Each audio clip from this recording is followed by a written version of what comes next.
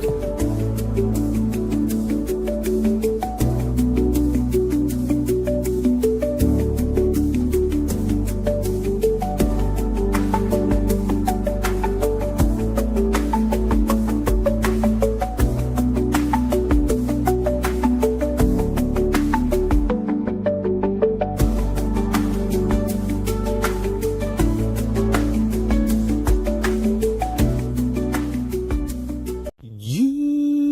found our show, so come on in and take a seat. Warrior class, we got the keys. Dun, dun, dun, dun, dun. To get you where you need to be, just study our show, and you're gonna grow like crazy. Watching you will see. Dun, dun, dun, dun. Warrior class, we got the keys, just watch our show, 'cause it's for you and your babies.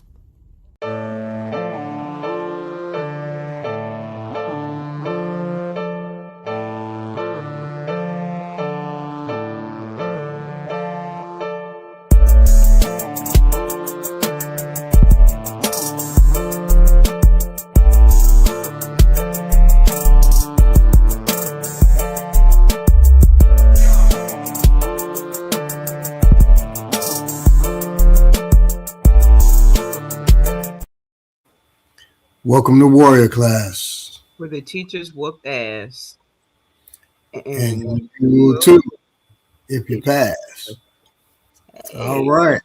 This is the How Many Senses Do You Really Have episode. Yeah, boom. And we're going to get right into it. But first, Ominiki is going to share some news. Yes, it's some sad news actually, so I should not be clowning. But it reminded me of a personal story. The story is from the Atlanta Black Star. It was published January 19th. Says there's no remorse. White man who killed black boy in hit and run spits at family before Mississippi jury cleared him of all charges, video shows. Cody Rollinson, accused of the hit and run death of Jordan Hill, walked away a free man on January 15th, and one of his last actions before being found not guilty was spitting at the victim's family. Advocates for Hill, 10, gathered outside the Amite County Courthouse in Mississippi on the day of the verdict. A video now going viral shows Rollinson being escorted through the courthouse parking lot before the verdict. When a woman calls out anything to say to the family, his response was to spit. Rollinson ran over the young boy with his pickup truck and left him at the crash site where he died from his injuries on the afternoon of April 6, 2025. Hill had been riding an ATV in a grassy area on the side of the road, out of the way of traffic, according to a family spokesperson. Markel Bridges, who spoke with local news station WLB3 T3 shortly after the crash. Rollinson faced charges of aggravated DUI and felony fleeing without rendering aid and was released on a $41,000 bond. According to news reports, Rollinson claims he left Hill at the scene because he didn't have cell service to call 911 at the crash site. After a jury deliberated for about an hour, he was cleared of both charges. So he had aggravated DUI charges and fleeing the scene without rendering aid. And he was cleared of both of those charges and he went free. Which is obviously a horrible tragedy, miscarriage of justice, and exactly the kind of thing that has been happening since before, both of us were born, that you're looking at the screen. Both of us are on the screen right now. It reminded me of a personal story because when I think I was 5, in Mississippi, crossing the street, coming from like a gathering that had been at the school up the street from my great grandmother's house. I was hit by a car by a young white boy who had family connections. And obviously, I didn't die, but I did sustain some injuries, and nothing ever happened to him. I don't even think that he was ever arrested. So, this is just business as usual in Mississippi, 30 something years later. Shit, not just Mississippi. When I was 8, the police ran over my foot. So they tried to hit me, full on hit me. But I guess my timing of it, when I was going across the street to this corner store. We call them corner stores. Y'all call them, well, some places call them bodegas. And I was going across the street to it at lunchtime. And I heard the car like just rushing, and I paused, and it was moving so fast it ran over both my feet and didn't break my feet because it was moving that fast. But I could hear with the Doppler effect the cops laughing. Mm-hmm. See, it tried to really clip my ass. So it happens everywhere. I was 8 years old. Never forget that. Yeah. I got some news, some I guess, some, well, I guess, you can call it tragic. Kiki Shepard, a longtime co-host of Showtime at the Apollo, she died March 16th. Yeah, so She was a Delta, and my sister's a Delta, so and knows her. So yeah, we lost her, and we lost Chuck Norris, who was 86, I believe. Martial artist, actor, known for Walker, Texas Ranger, Missing in Action. I think what is called the Indispensables, or whatever it's called, with those older actors. I can't remember what that's called either. Someone will post it. Yeah, Good Guys Wear Black. I mean, he was in several movies. I was never a big, well, never a fan of Chuck Norris, period. But I did watch several of his movies, Yeah, I'm sure everyone's seen movies. Yeah, that I liked his movie.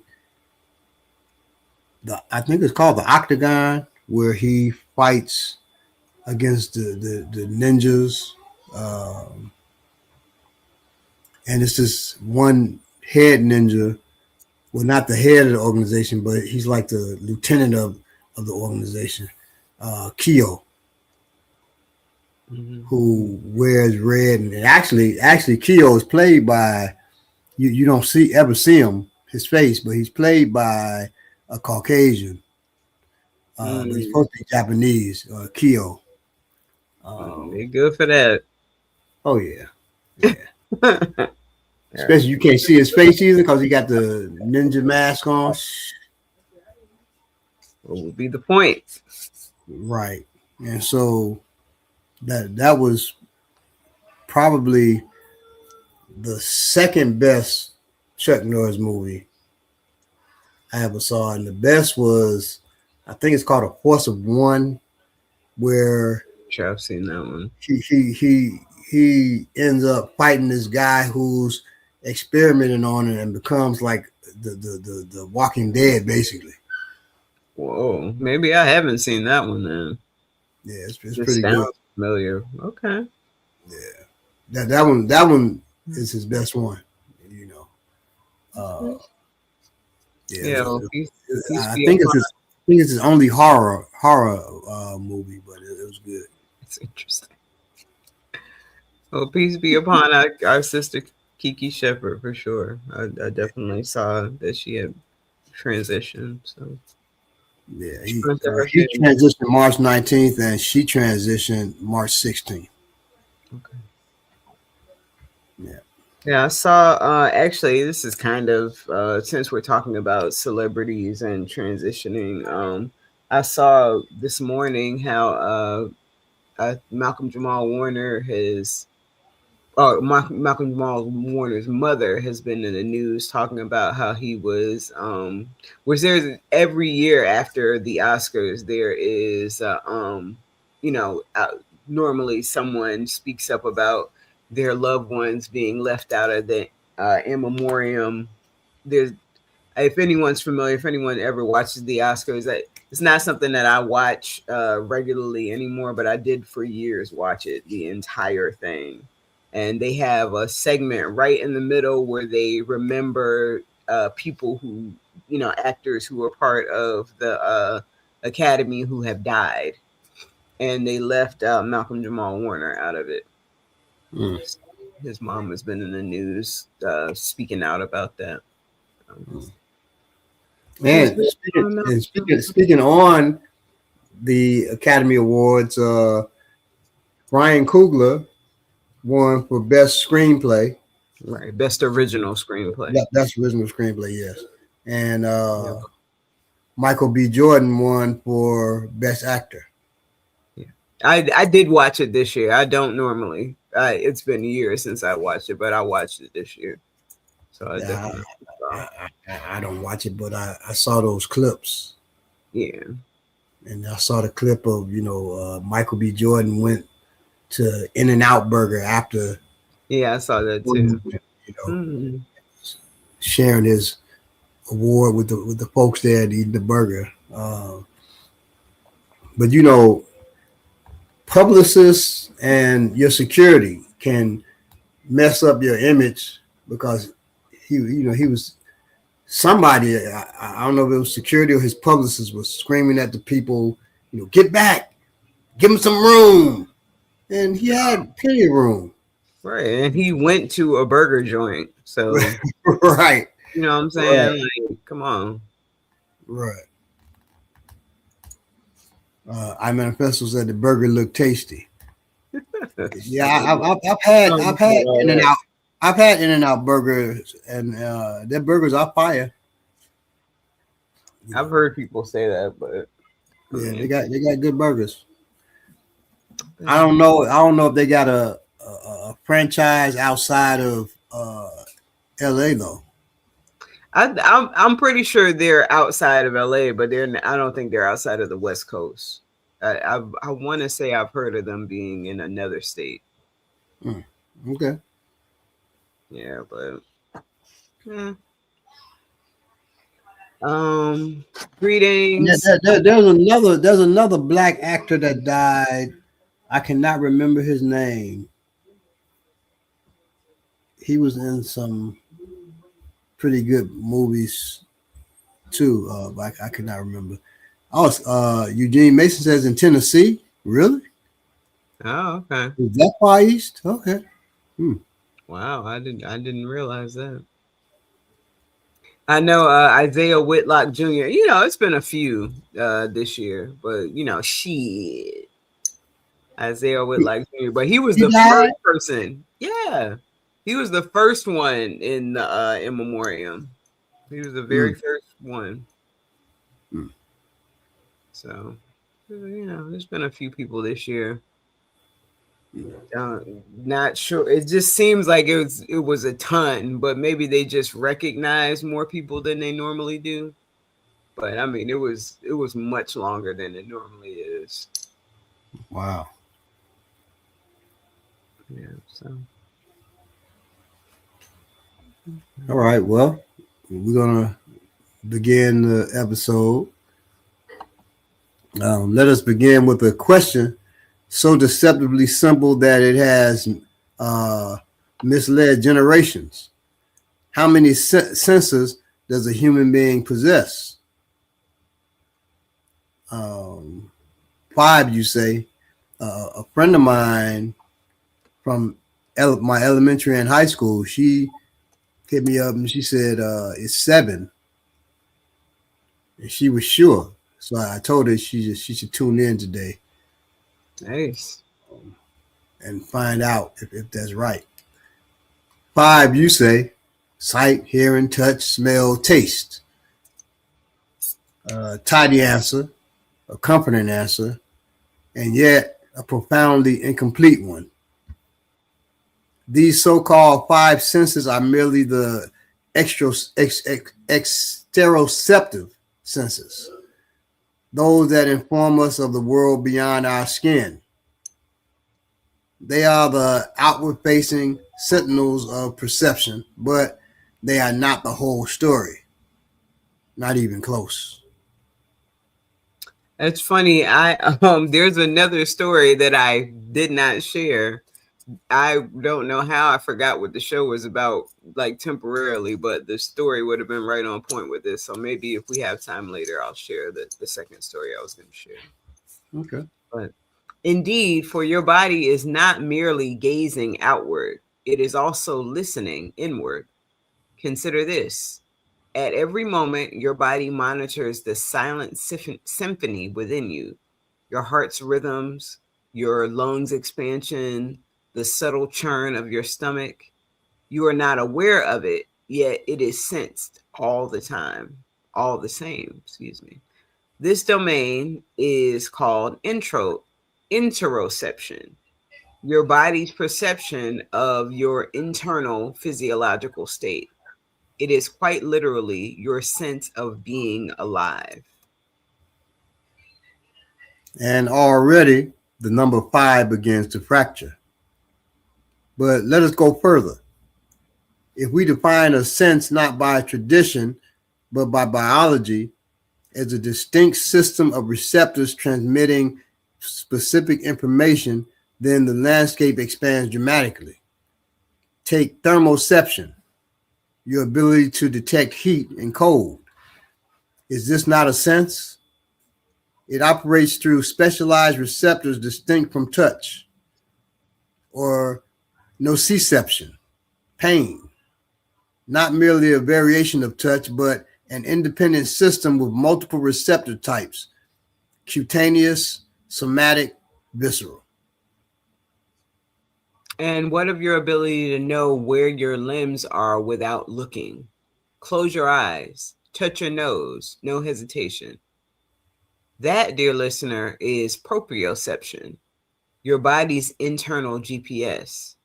And one sign that they do to tell you had a stroke is they'll say, close your eyes, touch your nose.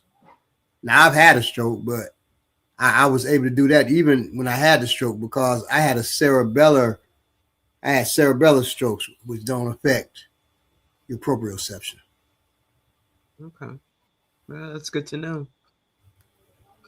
Add to this equilibrioception, housed in the elegant labyrinth of your inner ear, granting you balance, orientation, and even a sense of gravity itself.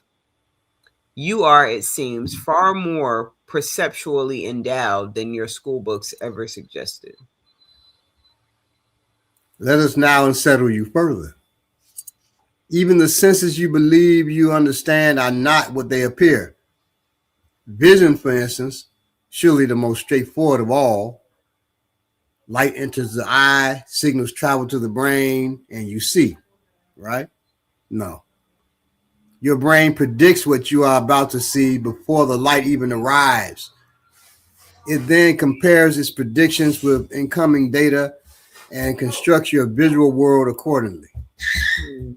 More astonishing still, when your heart beats, when it contracts and sends blood coursing through your arteries, your brain briefly reduces the amount of visual information it processes. Your very heartbeat shapes what you see. And there are senses you do not even realize you possess. Cells in your retina, yes, the same structure that allows sight, also detect ambient light levels to inform your brain whether it is day or night. This unnamed day night sense governs your circadian rhythm, influencing sleep, metabolism, and mood. You do not experience it consciously, yet it governs your life. Then there are sensations that are not senses at all, but creations. Flavor, for example. You think you taste food, but what you call flavor is a synthesis of taste and smell constructed by the brain. That's why sometimes when you have a cold and you can't smell anything, you can't taste anything either Yeah, because smell and uh, taste and smell is your ability, your brain's ability to taste flavor. Okay, right. or We did. wetness. I'm sorry. Huh? I just wanted to chime in with this too. We did a very interesting experiment when I was in elementary school because we had a lesson on the combination of smell and taste and how it affects, like you said, how you pick up flavor. So we anyone can do this. This is really easy. What you do is you put a Hershey's Kiss or a piece of chocolate, something like that, in your mouth, and let it start to melt a little bit, and then hold your nose for about 10 seconds and then let it go, and you will see the difference between how much you taste the chocolate when you can smell and how much you can taste it when you cannot. Yeah, So you could probably try it with a lot of different things, but we tried it with chocolate. yeah. You can try that with anything. Yeah. Anything. That's why when a lot of times when you take medicine, people hold their breath or close their nose or whatever, and then they take the medicine because you aren't tasting the flavor at that point. Or wetness. There are no wetness receptors. Instead, your brain combines signals from touch and temperature to fabricate the sensation. That's wetness. Which brings us to the most profound revelation of all. You do not experience the world through your eyes, ears, or skin. You experience it through your brain's interpretation of signals, signals filtered, predicted, and woven into a coherent narrative. So, how many senses do you have? Five if you prefer tradition, false tradition, but if you prefer tradition.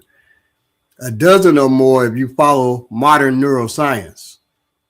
Perhaps 33 or beyond if you distinguish each receptor system with precision.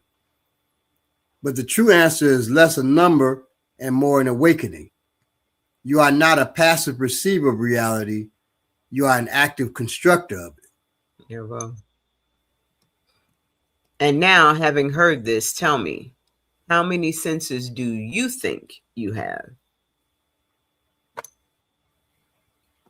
It's funny. We were talking last week about, I think that was last week. Yeah, we were talking about quantum physics and how were we talking about it last week? We were talking about distance and time and them being the same.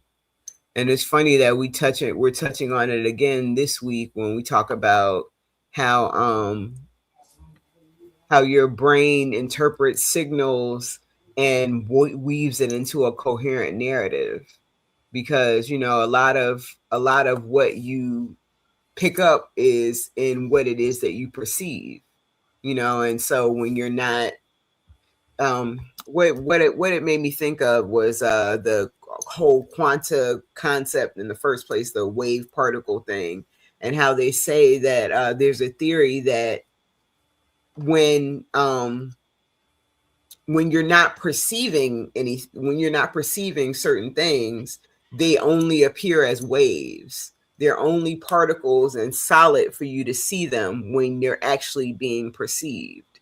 So it makes me think about, like, in a deep part of the forest where there's no people, or maybe even not really a lot of animals, that if you could truly see how it looks, it would just be a bunch of waves.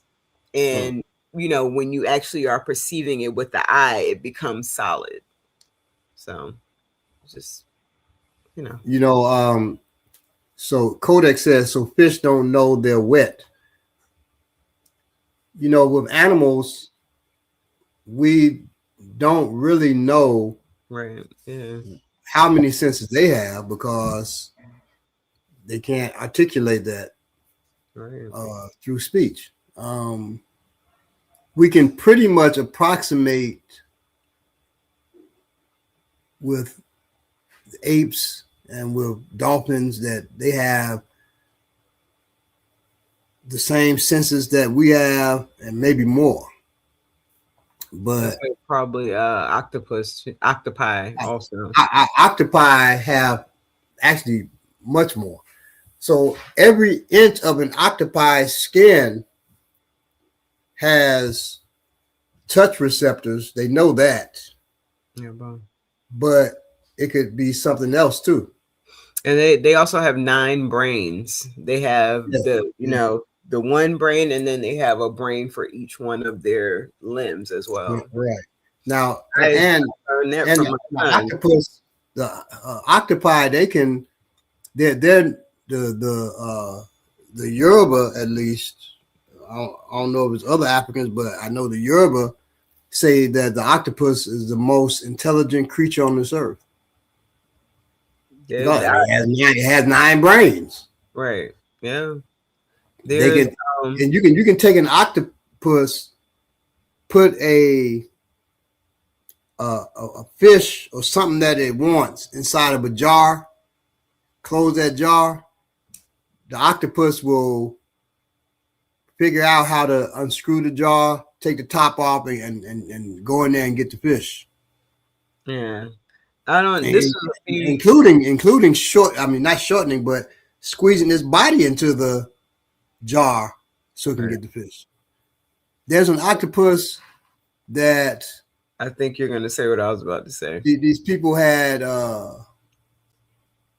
Well, I know a couple of octopus stories, but there's one where this octopus had escaped from its cage or whatever you put it in, and it hid in a hole in the wall, camouflaged itself to look like the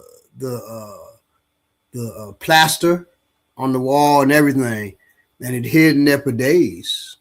Yeah, there's a video of it, and you can see it you can see it hide when someone was coming or whatever, and then when the coast was clear, it got up out of there. It escaped. Yeah. And there's a occasion where these scientists kept a dolphin. I mean, not a dolphin, octopus, and this one woman, she would go in and she would mess with the octopus. Doing crude stuff to it, smacking it and all of that. And the octopus, 10 years later, she came back. They had a reunion or whatever, and she was one of the people that came back. And she went to see the octopus. And the octopus, was rubbing her face and everything, reached one of his tentacles, rubbed her face. And then it encircled her neck with this tentacle, but it was, caressing her, seemingly lovingly. And then the next thing you know, it snatches her into the pool with it. And she was, it encircled her neck where it was choking her. It was about to kill her. And then they begged it to let her go. They begged it to let her go. And then it let her go, and then it like smacked her or whatever, and she climbed out the thing and she left the party. Yeah, that's crazy. So octopi don't forget.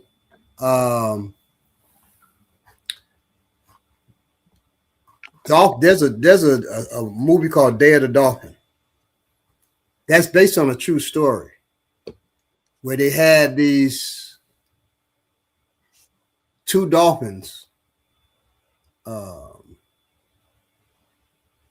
Navy had these two dolphins.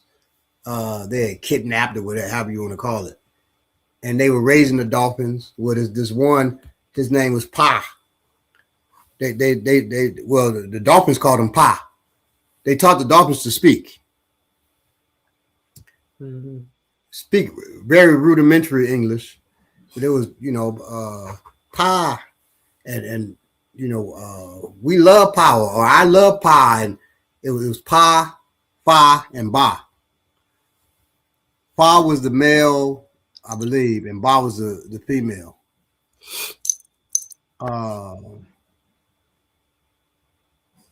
Pa sent Ba, or Fa, whichever one it was, to blow up a ship or something. It was they were training with explosives.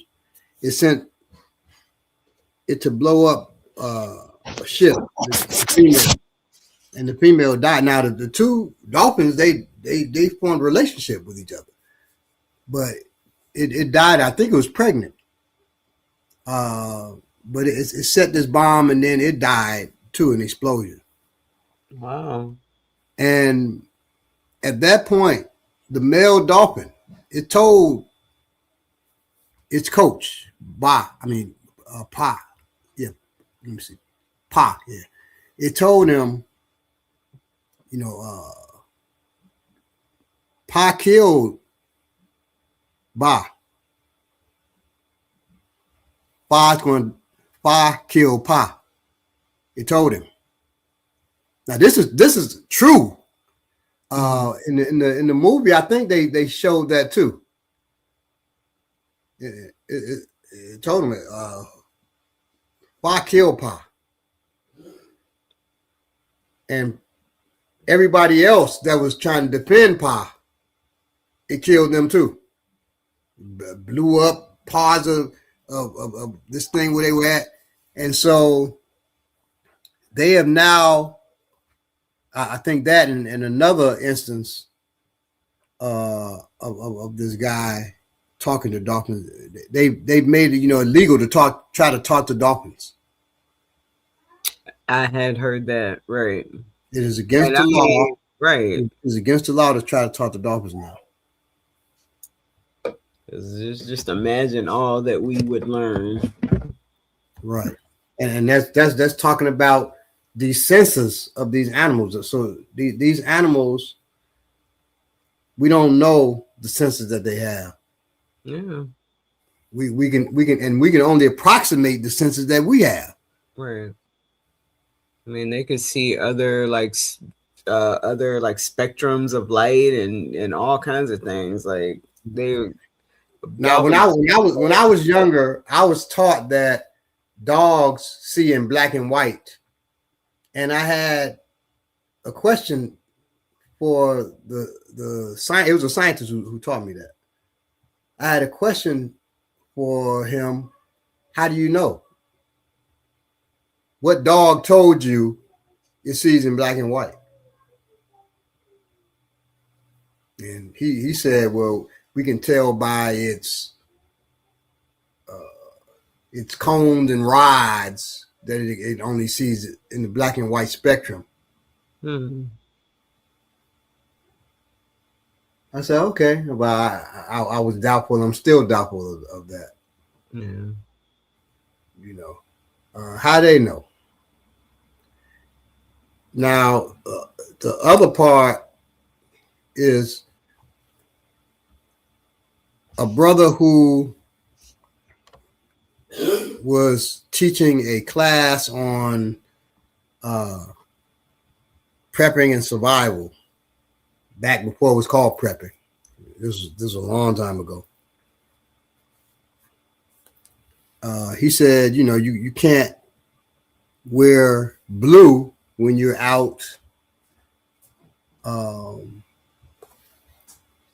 when you go to places where there are a large number of mosquitoes. Mm-hmm.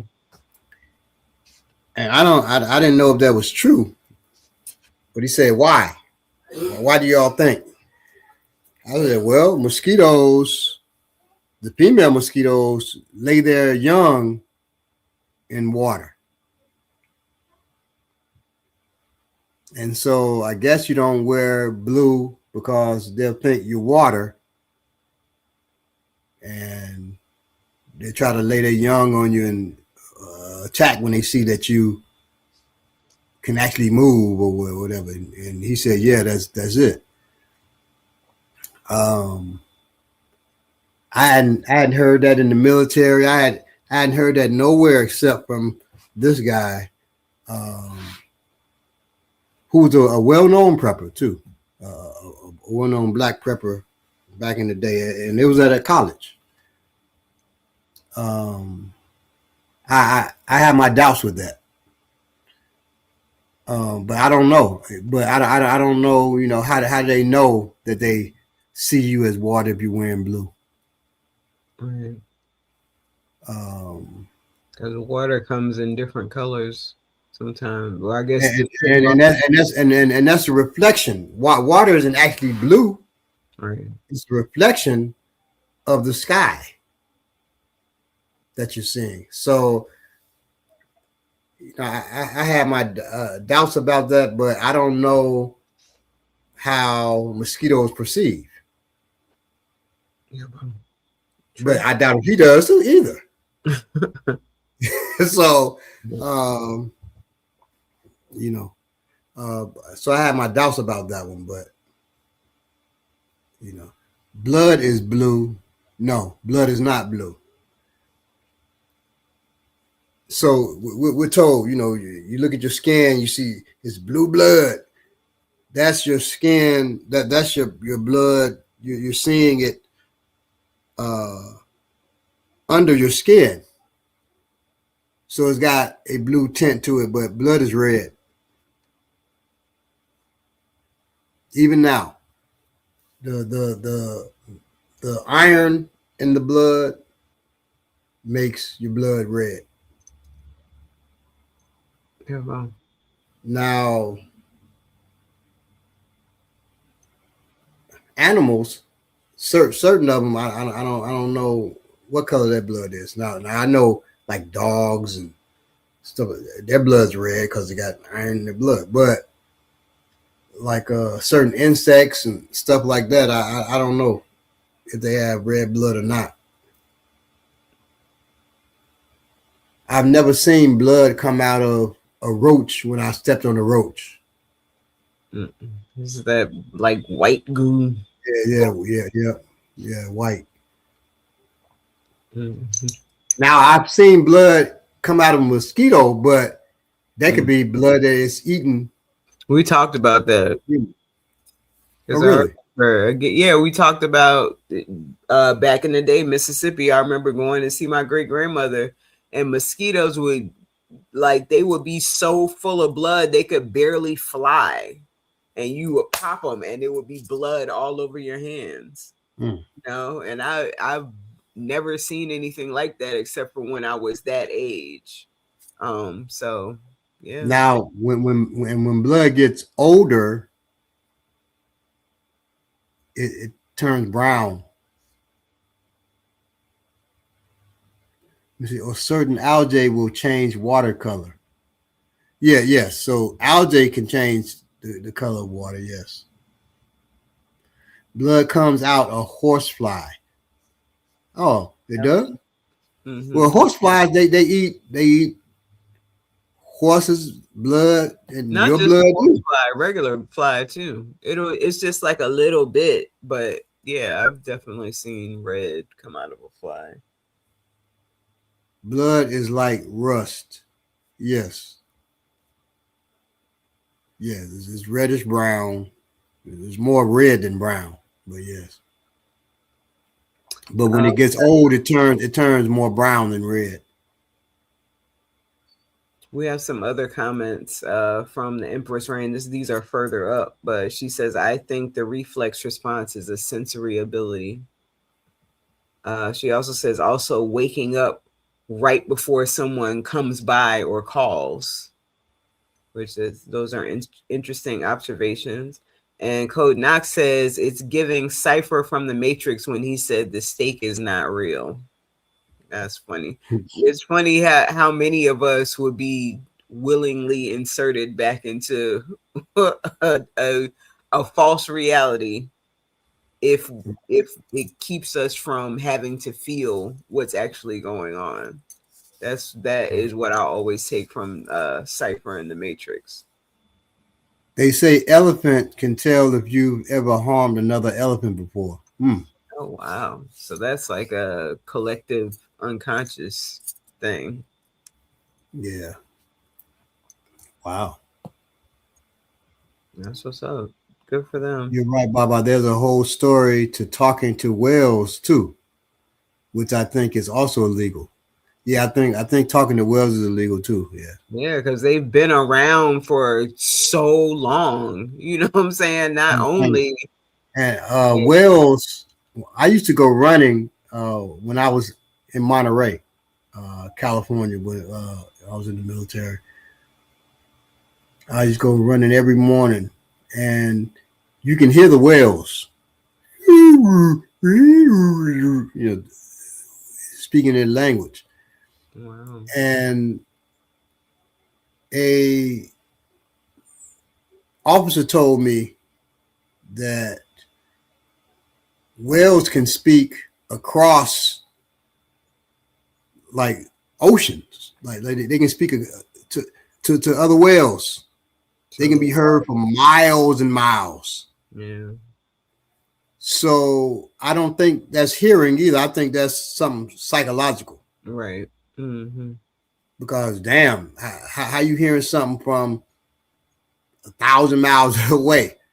You know. Yeah, when you mentioned the thing about the elephants being able to tell if you've ever been able to hurt one, and now when you say that, it makes me think about 100 monkey theorem. You know, when they say that um, when approximately 100 of a species learns how to use a new tool, all of a sudden, spontaneously, the entire species knows how to use that tool.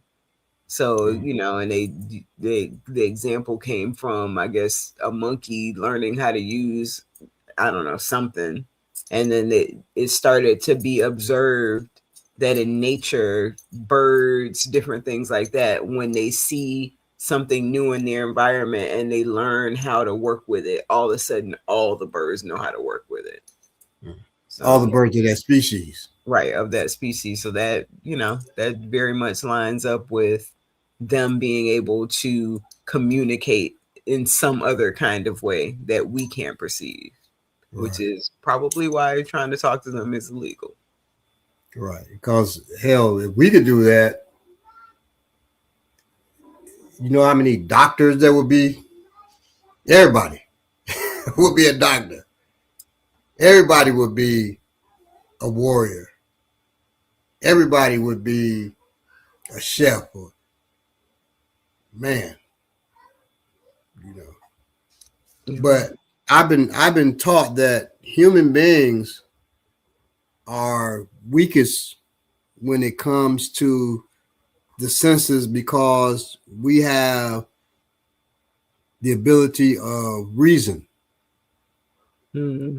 And reason has weakened our other sensual connections.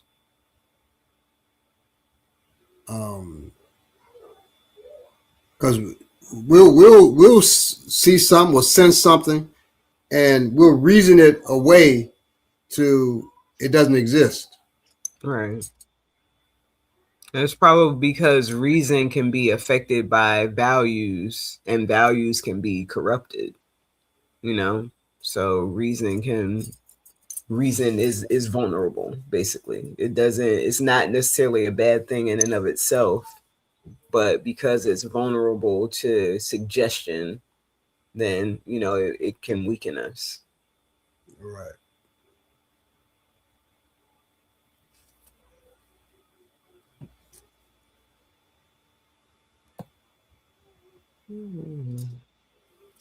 Yes, So I we got heard this. Yeah. Cypher is a good metaphor for feeding the flesh as an emotional distraction. Yes. Yeah, Bo. That's a good one. I manifesto. Absolutely. Yeah. For Hmm. feeding the flesh as an emotional distraction. Yes. Um, what do they call that? Uh, I just, it's on the tip of my tongue. I know someone else has it, but it's when you basically, like Bob was saying, when you reason things away that you don't want to be real. Cognitive dissonance. Mm-hmm.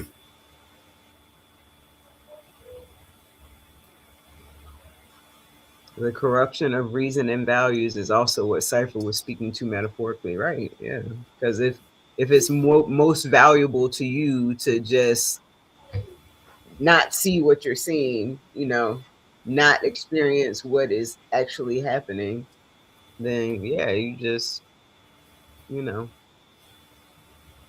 you basically will go with whatever takes it all away, no matter how horrible that thing is. All right. Code Knox says, "Bam, bam, Now, what?"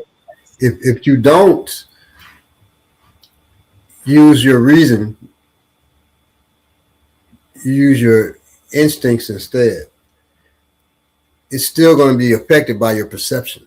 So the process of action is perception, uh, impulse, no, perception, thought, impulse, action. So if I perceive a thing a certain way, if I perceive uh,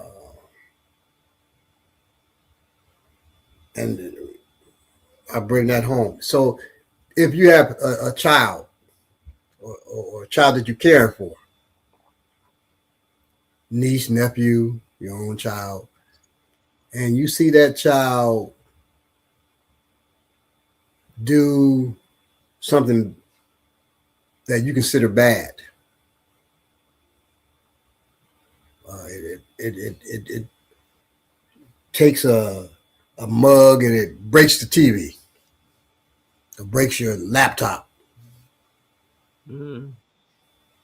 That you perceive it. You perceive that, whether you saw it or you heard it and you walked into the room and the child has a broken mug in his hand and your laptop is shattered or your TV screen is shattered, right? That's perception. That causes a thought. I'm going to whoop this child's ass. Or I'm gonna go into this room and count to 10 or whatever it does. But let's say you said, I'm gonna beat this child's ass for this. Then that causes a strong impulse to whoop that child's ass. Strong impulse. And then the action takes place of whooping the child's ass.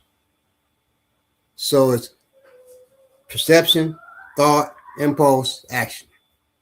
That's the process of action. Okay.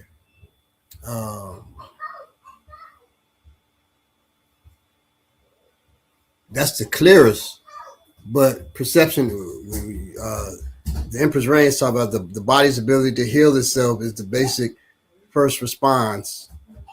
So self-healing has to be a sensory response. So self-healing is an action. If no. So it's an action. If I believe that I can heal myself, first I see I perceive that I'm ill. That's my perception. Yeah, And in that, I have also a perception that I can heal myself. The thought of me healing myself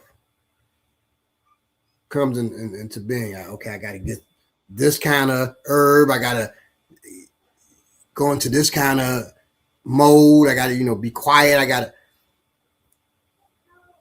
and then it causes the impulse to do these things.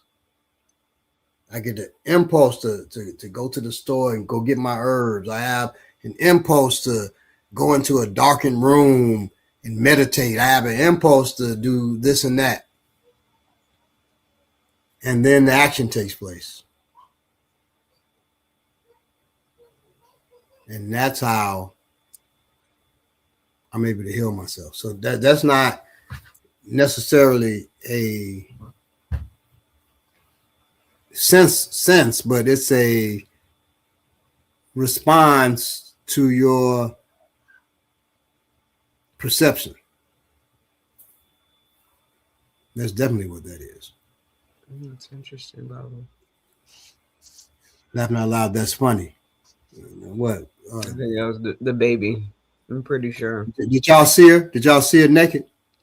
Oh no, I just saw her top half. I didn't see anything else. Oh, okay. Yeah, she was naked. She dove behind that pillow pretty fast. Yeah. The babies.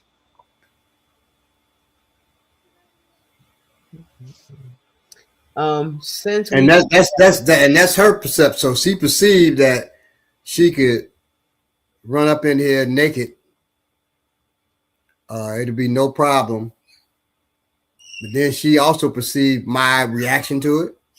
She perceived her mother's reaction. Eyes, because Right. I'm gonna tell you, as a young woman, or I guess any woman or any man, for that fact, when you wear something that is when you're kind of scantily clad, when you go out of the house, when you're in the house, you feel like you're okay. But when you go out of the house, you can feel the eyes on you. And especially whatever part of your body is kind of overexposed, you can feel yourself being looked at. So that's definitely something that could come into play with her as well, because we got tons of eyes, coming. You and I have eyes coming toward us. Right. So yeah, it's definitely something that you feel and perceive. Eyes or your ears. So like this is us talking about senses is appealing to your senses. At least hearing and sight. We were born with it. The brain creates the whole body in the womb. It never forgets. There are trillions of cells in the body. Yes. So yes, you do create the whole body in the womb. Now that it can be affected. So sometimes the body is deformed. The physical body is deformed, or it doesn't fully develop, or what have you. Now that can be because of drugs, medicine, or other things. It's a whole lot of things, because we have so many. We're made of so many cells that one or a billion of those cells can be off. Speaking of which, I'm going to go ahead and read the article that I said I didn't share earlier. It's actually something that Belay shared, so this will be his contribution to the show today, since he wasn't able to be here again. It says scientists have identified tiny piezoelectric microcrystals inside the pineal gland, a small structure deep in the center of the brain. The discovery has renewed interest in understanding the gland's true biological role. The pineal gland is known for producing melatonin, a hormone that regulates sleep cycles. In And recent let me say something real quick. It's pineal gland, like Ominique saying, not pineal gland, because I've heard people say pineal gland. Pineal Right. gland either means punishing gland, like a penal system, or Penal.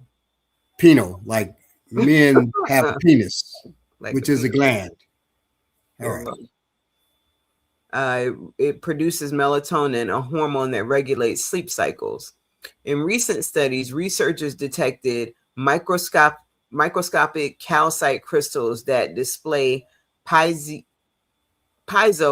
properties, meaning they can generate small electric signals when exposed to mechanical pressure.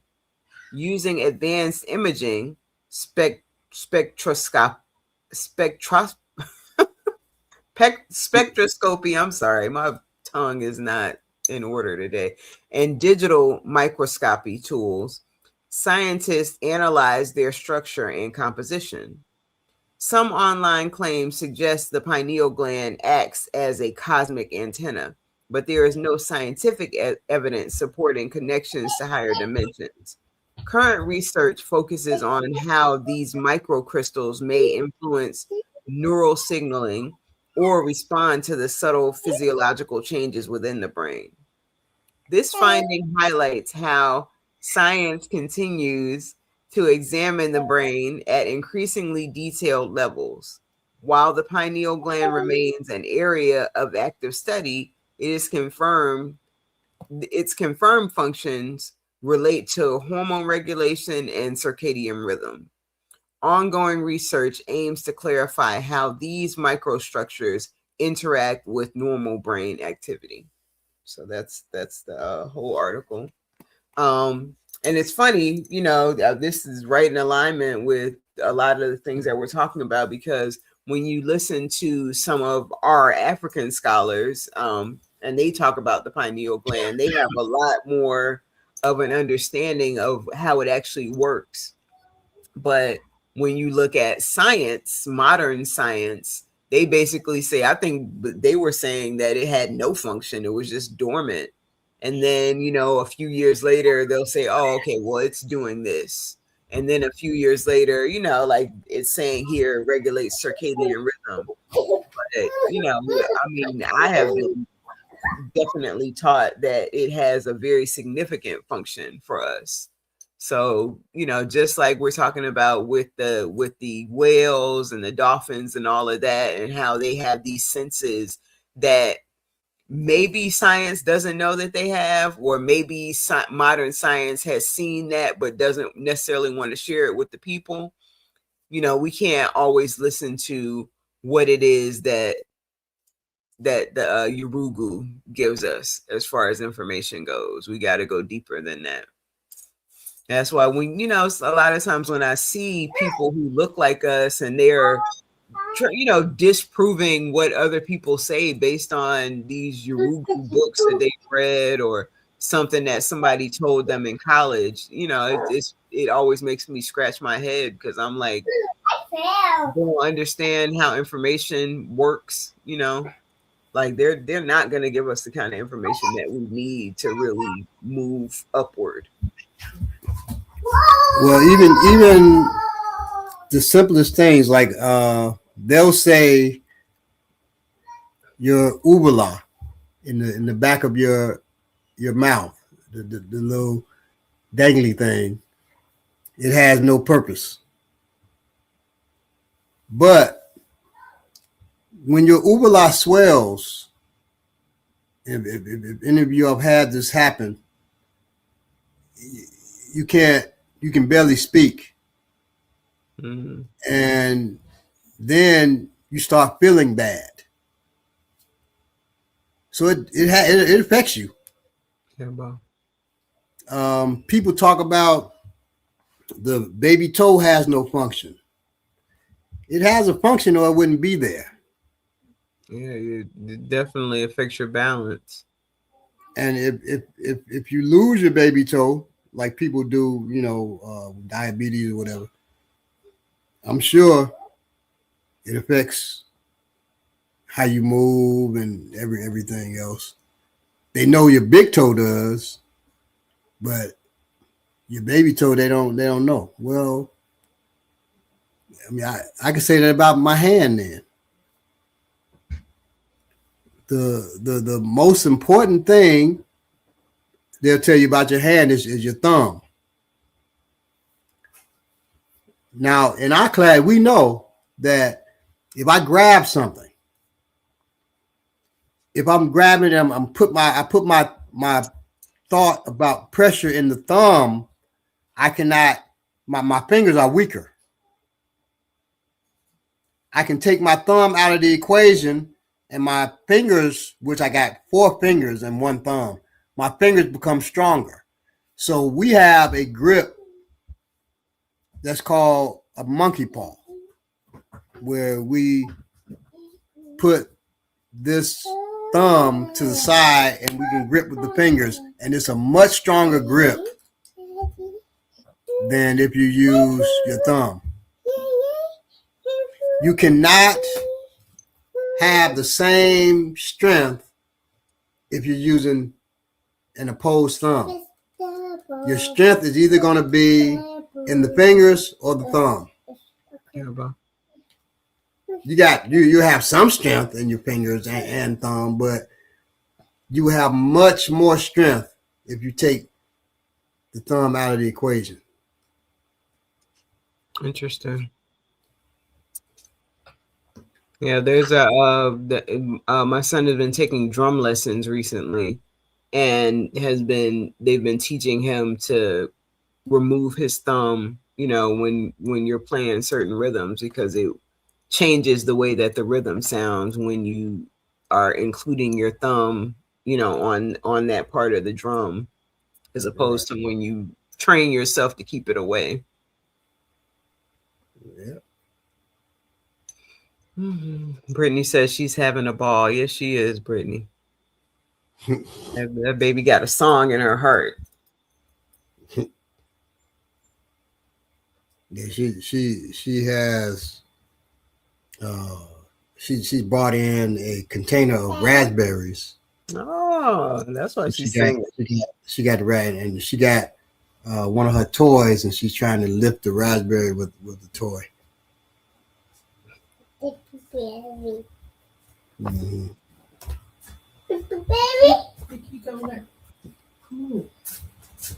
You supposed to be in the dining room eating. Her mother has gotten in there, got on her case. Oh.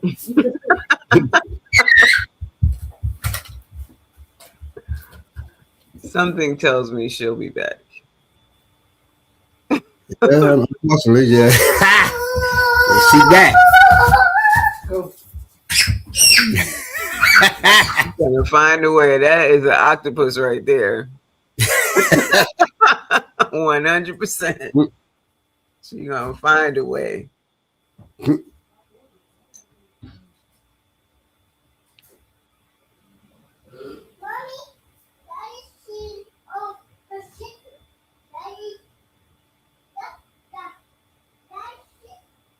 She told on me the other day. God, what I have? So me and my wife are eating vegan for 30 days, and we bought Indian food. We had bought Okikiola, this Indian pizza.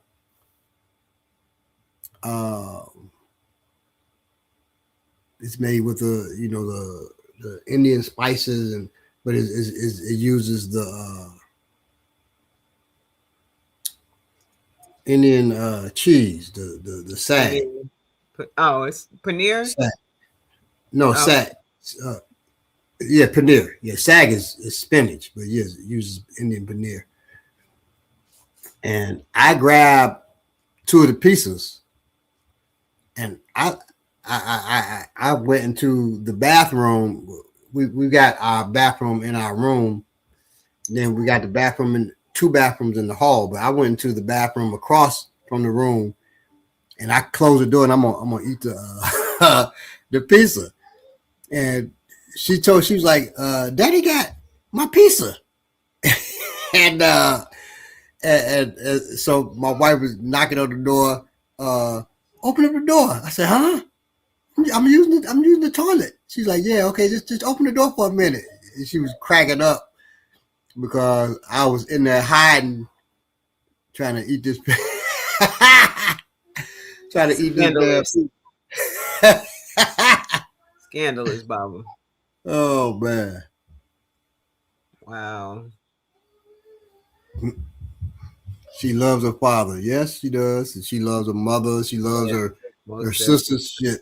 When her sisters are at our house, at this house or the other house that we have, she's all over them. She's all over them. So that's when I get a break. And her brother too, right? Yeah, her brother too. Yes. Mm-mm. Make me want some paneer.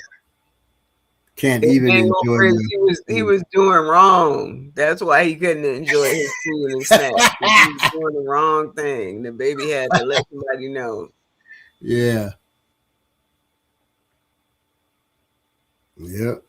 Now, when I was eating candy, and I was eating a lot of candy back in the day. I had my candy.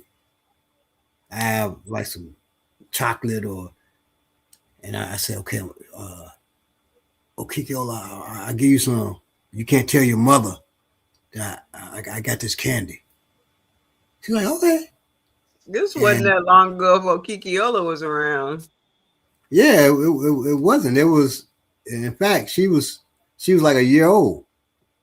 And so she's 3 now. So it's been like 2 years. And I ate some. I gave her a piece. She ate that damn chocolate. She ain't tell that. She bribed her. You bribed her. Right. This time you were eating her stuff. Right, exactly. There was no bribe to be had. Yeah. Made me want some paneer. Let me see that part. Can't even enjoy your food or your snacks by yourself. Yeah, it was her food. I don't really get snacks no more unless my wife buys like some snacks, some popcorn or something like that. It's funny. I've never had paneer. Really? No, because I very much I don't know how many people are from the South.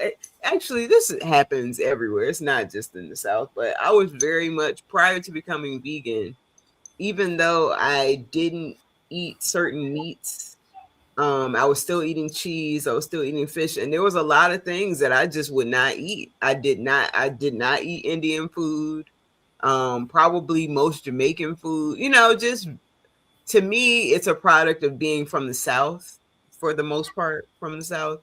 Well, But I know. don't try new things, and so pushed me into trying new things. When I met my wife's from Georgia. When I met her, she was already an experimenter. Yeah, I love to meet someone like that.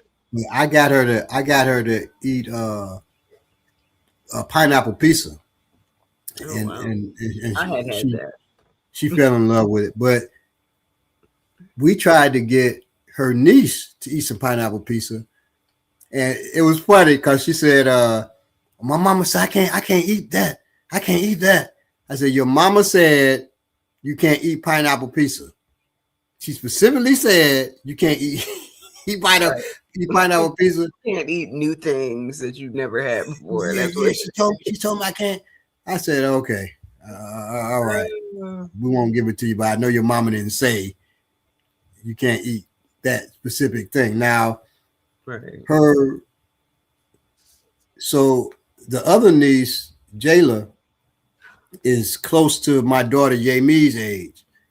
And Jayla was at the house, and we went to this place called Yeah Burger. I remember you. And got some The fig aioli or fig, what was it? Fig something. fig jelly. Oh, okay. Fig jelly. Yeah, we got some fig jelly on our burgers, and she liked it. She loved that, but Sweet the things can be easier to introduce to, the pineapple pizza is sweet, but Oh, that's true. she wasn't having that. She wasn't having that. But Belay won't eat. He has eaten it, but he doesn't like pineapple pizza. Really? Yeah, he doesn't like it. He's like, y'all crazy. I'm like, no, man, that's what we eat. If I'm going to eat pizza, it's I going to mean, I depend. don't have it every time, but I've definitely had it many, many times. Brittany Indian said, food is so good. Now, I yeah. had a conversation with my student Akin Bobala. Akin Bobala is from England.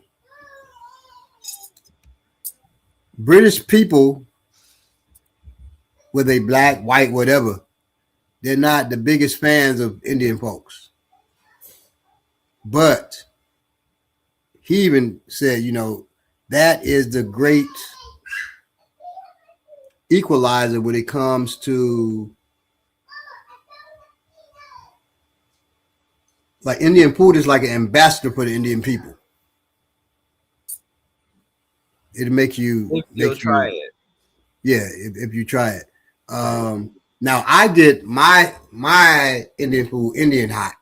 Like I think I talked about it last week. Yeah. Very hot. Mm-hmm.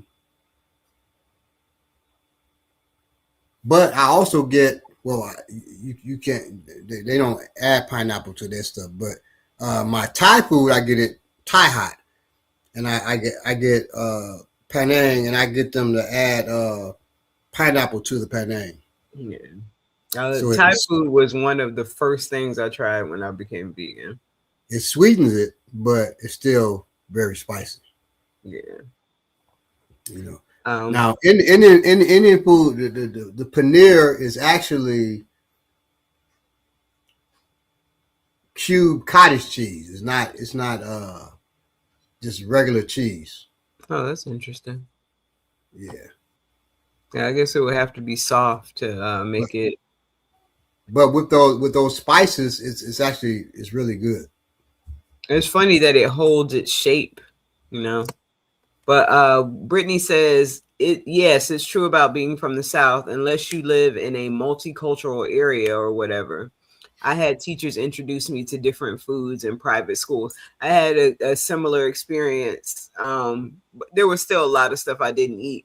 But also being a server and being a bartender, working in hotels and stuff like that, they serve a lot of food that you've never seen before, and it's free to try. So, you end up trying different things that way. But I still, the majority. What type of food are you eating today, Brittany? You said, well, looks like I'm eating one sort of Asian food today. What kind is it?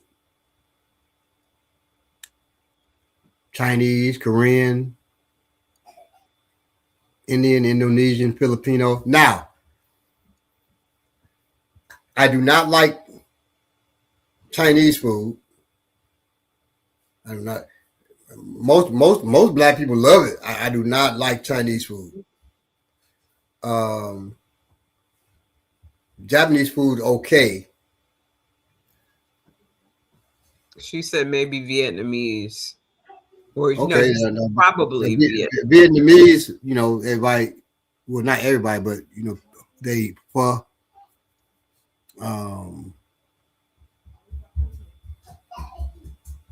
and pho is a type of like it's like ramen. Yeah. Um, I like most Southeast Asian food. I'll do pho once in a while. I'll do but that's East Asian. But I'll do pho. Um, It's hard to find vegan pho. but A yes, lot they yeah, use a lot of pork and stuff like that in there. steak and yeah. There's gonna be Now something in there that's I'll eat Penang. That's East. That's the Southeast Asian. Bit Penang is Thai. I eat different Thai food. Mhm. I'll eat Indian. I'll do Indonesian. I will. I can't stand Filipino food though. I went to a Filipino restaurant in Chicago, and Chicago's a foodie town. And so, and I found restaurants from different cultures. I line them up by the different culture, and uh, and ambient. It'd be like the culture, the ambiance, the customer service, and then the food, and that will tell me who I'm going to recommend it to and all that. I got this Filipino food from this Filipino restaurant. That job was terrible. Mm. One, I don't like head on my fish, but you know, different African restaurants they do it to head on it. And Jamaican too. Oh, really? Oh yeah, you get that Okay. escovitch sometimes. I've definitely had a whole fish for escovitch many, Yeah, many times. I've had Escovitch and I've never had the head on it though. But okay.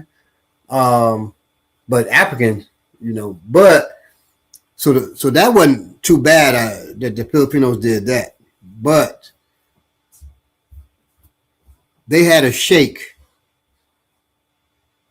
The shake was made of ice, corn, and onions.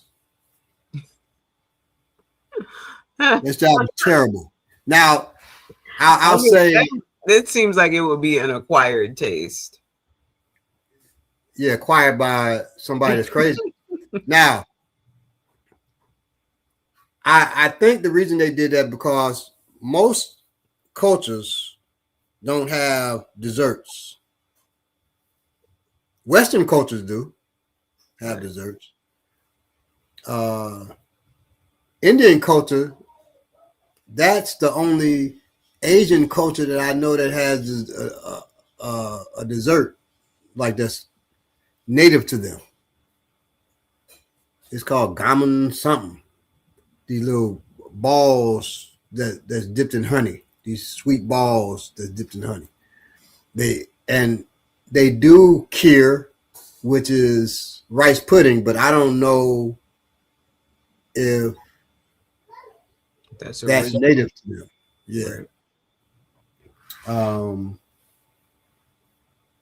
but most cultures don't have a dessert unless they are a white Right. European culture. They don't have a dessert. Well, I remember reading a while ago how introducing, like, while you're trying to digest a heavy meal, introducing sugar to your stomach is, I can't remember what it said it did, but it's not a good thing to eat something sugary after you've already been eating a heavy meal. So, Mm. more than likely, that's why a lot of cultures don't have that as a practice, just like how a lot of cultures don't eat and drink at the same time, you Yeah. know. But No, I've long stopped doing that. You know, really, I only did that when I was living with my mother when I was very young, eating and drinking at the same time. right. But I learned how harmful that is to the body, Right. so I stopped doing it. That- So I will drink after I eat. Some people drink before they eat. I don't even do that. I drink after I eat. But blacks will be quick to tell you, uh, don't eat nothing before 2 hours before you take a bath. They tell you that. Don't eat nothing 2 hours before you take a bath. Don't or 2 hours after. They tell you that. So they know it's something that you don't mix liquid with your food, but they got it totally mixed up. right. I like Indian better than Ethiopian. I do too. Mm, And I love Ethiopian food, but I like Indian better too. interesting. I like Korean. Yeah, I love Korean. Uh, Yeah, Brittany was asking about Korean. If you like now Korean, Korean. So Koreans have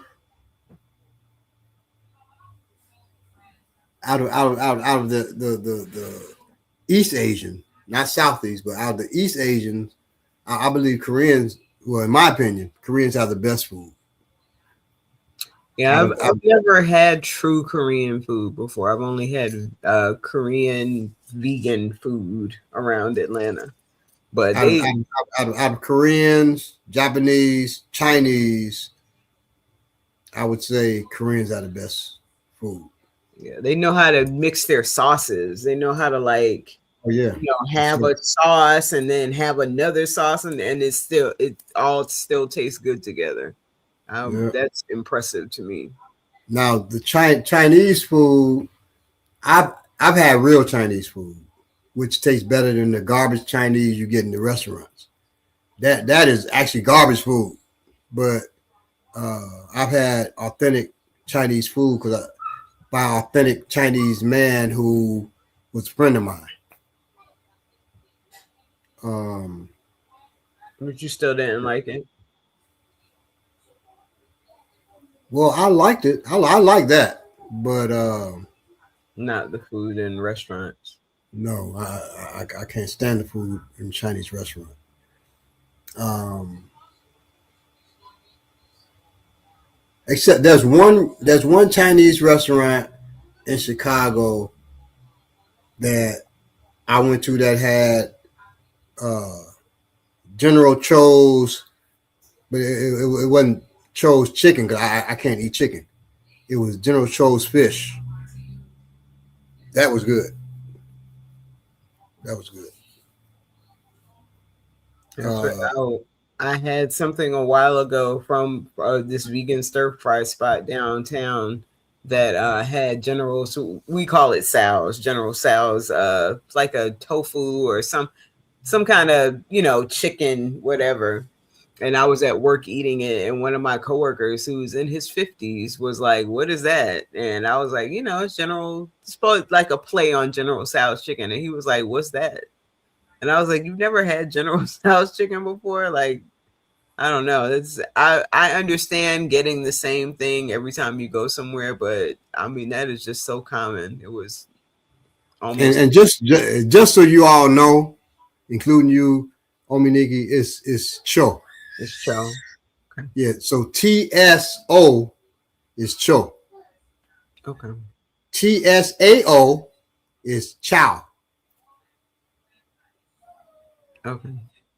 And that I believe that's the Cantonese spelling. The the Mandarin spelling is CHOW or CHAO, Chow or Chow. Just like uh, the martial art Wing Chun is spelled TSUN in I believe in the Cantonese. Okay. Yeah. Thank you, Bob. Mm-hmm. I Manifesto says Caribbean do head on fish. Yeah, I've definitely Ooh, had. I think that was I don't know if I've ever had fish with heads on it besides getting Jamaican food. Mm. Now, have y'all ever had South African food? I haven't, no. Oh man, that's good. There's a South African place here in Atlanta that me and the wife used to go to, but they changed it to a bar now, Mm. and it's too loud. It's too, but when it was just the restaurant, they had great food. What do they make? What's like their, Well, what are they do a lot of vegan at this restaurant. They do a lot of vegan food, but they also do uh, um, grilled ostrich burgers, um, and the grilled ostrich is good. It's really good. whoa. It can really replace uh, beef because the ostrich is so large. Mhm. You know, that they can replace beef. So it's not like poultry like the consistency of it isn't poultry like? No, the consistency is like you're eating beef Wow.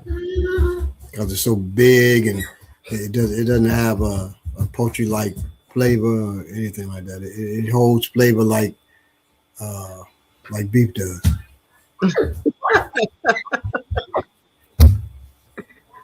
Code Knox also says, whoa. What about the The ostrich. oh yeah, you get your ostrich burger if you eat burger, if you eat turkey burger, or I mean hell you eat beef burger, but if not you if you can eat turkey burger or what have you, get you a ostrich burger, and that mug is great. Food. Yeah, that's what we're talking about. Food. Yes. Hey, Okiki. Hey. How you doing? Now she has never had ostrich uh, before because it by the time she was born it was the restaurant was a bar. They still serve food there, but you're gonna have to deal with all the loudness and all that. What'd you say, dear? Yes, I'm still on the show. Tell daddy to stop eating your snacks. You see Emmanuel Briggs. Yeah, that's what. Tell daddy to stop eating your snacks. Starseed. He says hi, little one. Patolo, right? Starseed. Is that right, Code Knox? Patolo. Sure. Patolo says Starseed, but I'm sorry. Code Knox says Starseed, but I think that's Patolo. I think that's what Patolo means. Starseed. No, really. I think so. Oh, you know what? Well, yeah. Very small star or star seed, I think. The Empress Reign, their barbecue is great. You talking about South African food? Yes. Or she might mean Korean, wasn't it? Oh yeah. She might because now and that is great too. Yeah, Korean barbecue is good. Yeah, it's good. In fact, they have Korean barbecue they call bulgogi, and bulgogi is like these thinly cut steaks that they grill. In fact, I'm sure my daughter who lives in Korea, I'm sure she knows how to make it. But my daughter Abiola, she knows how to like do everything Asian, um, and she can make bulgogi. It is really good. I figured that's what you were Talking about her code now. Talking about who? The baby? Okikiola, yeah. He Yeah, said I sorry. know. I knew that. Yeah, Mm-hmm. yeah. That's Okikiola. Okikiola means my fame brings wealth. Nice. Yeah. And very true as well. All right. Well, Baba. Well, we've been on here an hour and a half. Um, y'all have any other questions?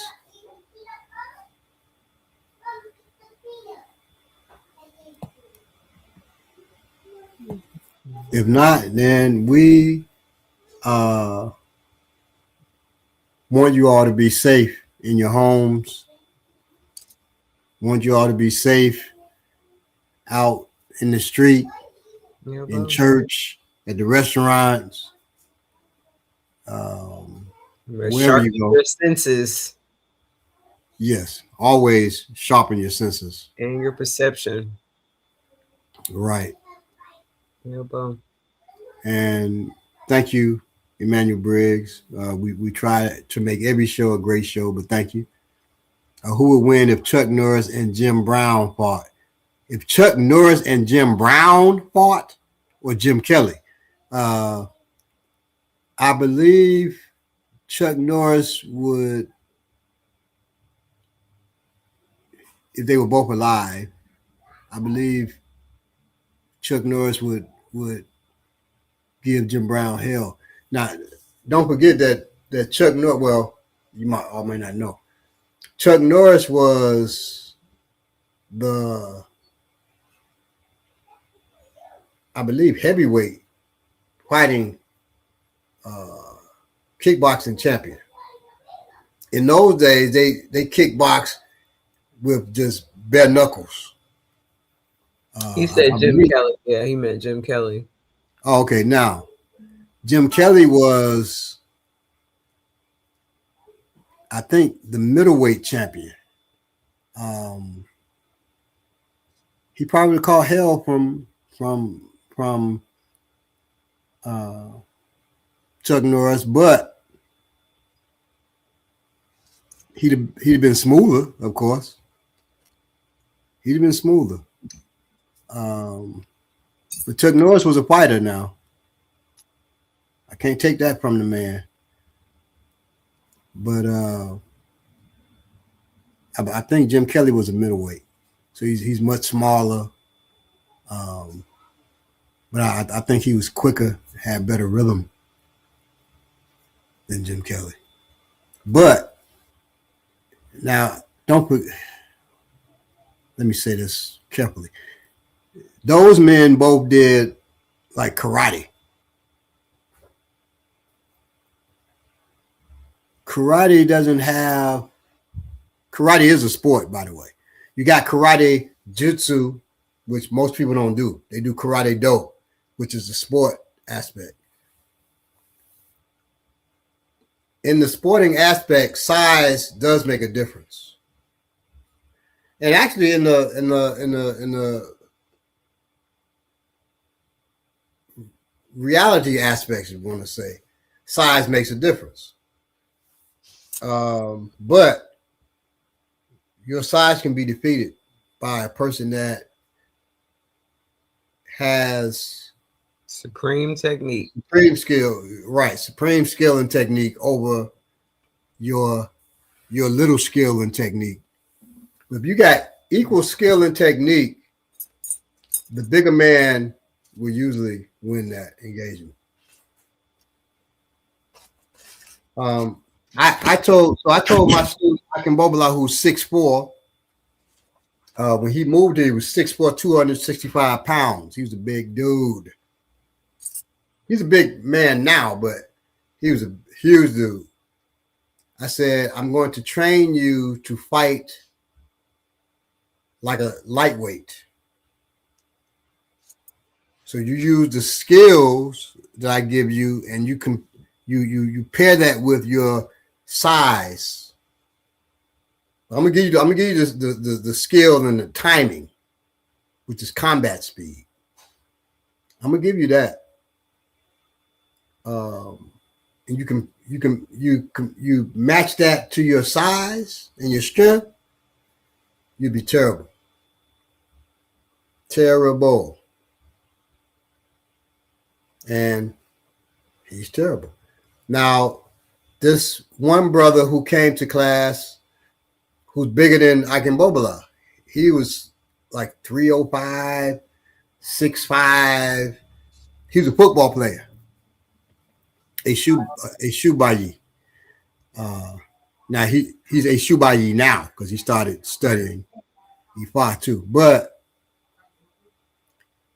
we had a workshop, David the Masters, and when I do David the Masters, is always me and one or two masters from another art. And we had this master from 52 Blocks, and he came with his students. Kalanji, as a matter of fact, Kalanji got paired up, I don't know how, got paired up with a Shubayi. Lil Kalanji got paired up with huge a Shubayi. And a Shubayi was giving Kalanji hell. And so he asked me, when they got to the grappling part, which I taught the grappling part. He said, well, what do I do with a man this size? I said, well, I'll show you. And I got with a Shubayi, and certain techniques I wouldn't do because Kalanji wouldn't know them. But I said, I'm just going to use the techniques that you know. And woo, it was difficult. I ended up beating him, but it was difficult.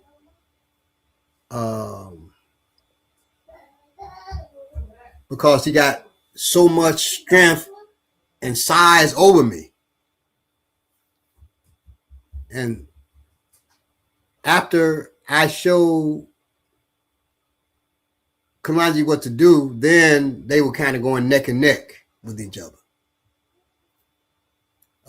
That was like, oh man, the size of that brother. Yeah. I think Salat and 52 would mesh well together. It depends on what type of Salat. So there are 300 styles of Salat, by the way. But Bukti Nagara, that style would go well with 52 Blocks.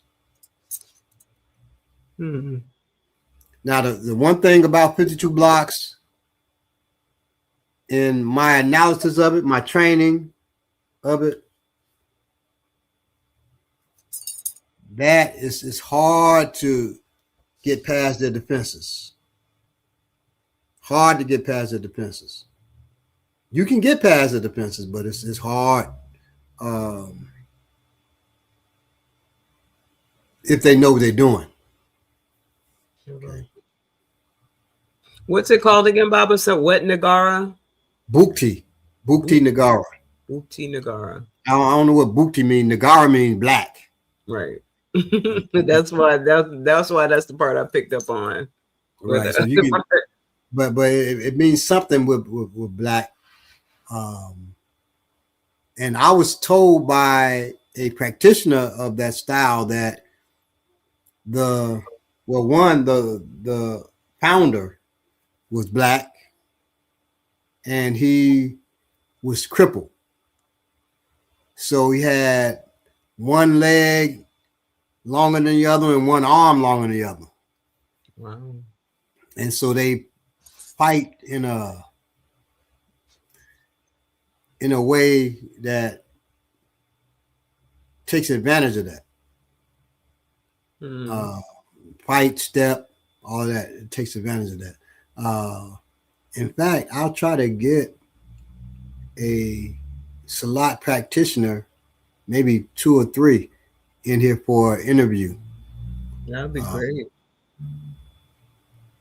yeah, Boom. we'll do an interview and maybe some martial arts with him. Now, I believe I know he does Filipino. Well, he does Indonesian, ambulancia.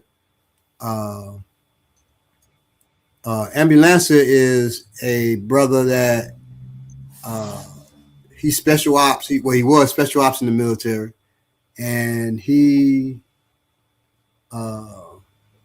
in the army, and he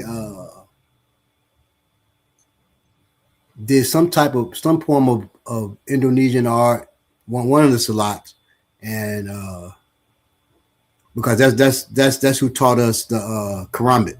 He does some type of Indonesian art and some type of Filipino art. And he's a brother that I brought in for one of the Day with the Masters that we did. I think it was the second Day with the Masters that we did. I brought him in. So half the class he teaches, and then half the class I teach. So the Day with the Masters, I brought in Taji Nanji and this other brother who does Sanukas. Taji Nanji does Filipino martial arts, and I brought in his brother that does Sanukas, and it was me. That's the first Day with the Masters that we did, and that was rocking. It was nice. Then we did the second one was with let me see. It wasn't ambulance. The second one was with this brother who teaches Tai Chi, and he proved that Tai Chi has an African root. That was nice. Wow. And we had about 60 people at that workshop. Then we had Ambulancia,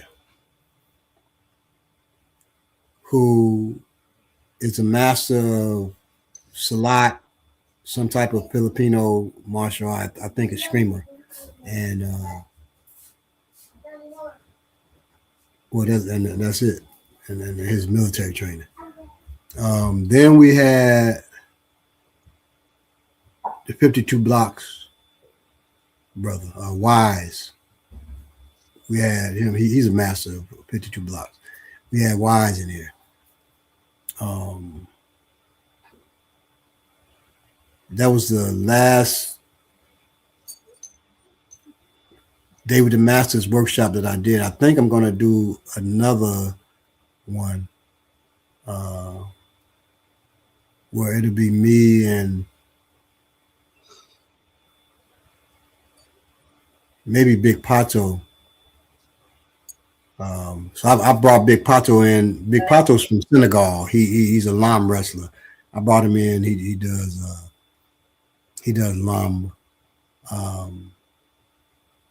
But that's kind of like doubling up. If I bring him in, I'm teaching, he's teaching. You'll be pretty much learning the same thing. But let me see. What the fighting form of Tai Chi? What fighting form? That I can't remember. But he basically was showing how a physical form of the god Obatala brought Tai Chi to the Chinese. Whoa. Like he had slides and everything, like slideshow. Amazing. He had some really nice stuff. I was like, damn. To me, that was the best part of his presentation, the slideshow. Appreciate the time and energy, family. Love y'all. Love you too. And we want you all, like I said, to be safe in your homes, out in the street, wherever you may go. Excuse me. Stay black or whatever it is that you are. Peace. Peace. Love y'all. Love y'all.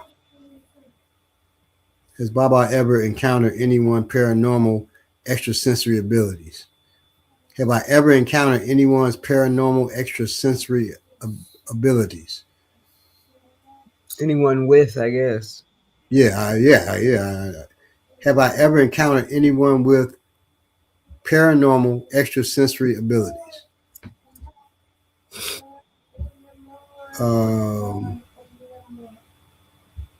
Was is I manifesto? I'll say. So I'll just say he can if he can walk through walls, use ESP and all this stuff. Can he fight? Mm-hmm. Can he fight? Brittany says your wife has them. What extrasensory abilities? Mm-hmm.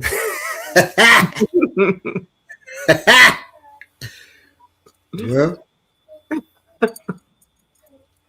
let her tell it she does. I believe it. I agree. Let's see, walks back in. Oh, the baby? Oh, she's No, your wife. oh, let's see, seers have those abilities, no? So I'll say no. Well, so you can learn to be a seer. I have learned to be in tune with this universe, if you will. I'm a diviner. My wife's a diviner in the tradition of Ifa. Any of you can learn those skills. So I don't know if they're extrasensory, but they are sensory. Right. You are relying on several of your skills combining to do what we do. All right, y'all. Love y'all. Stay black or whatever it is that you may be. Peace. Peace.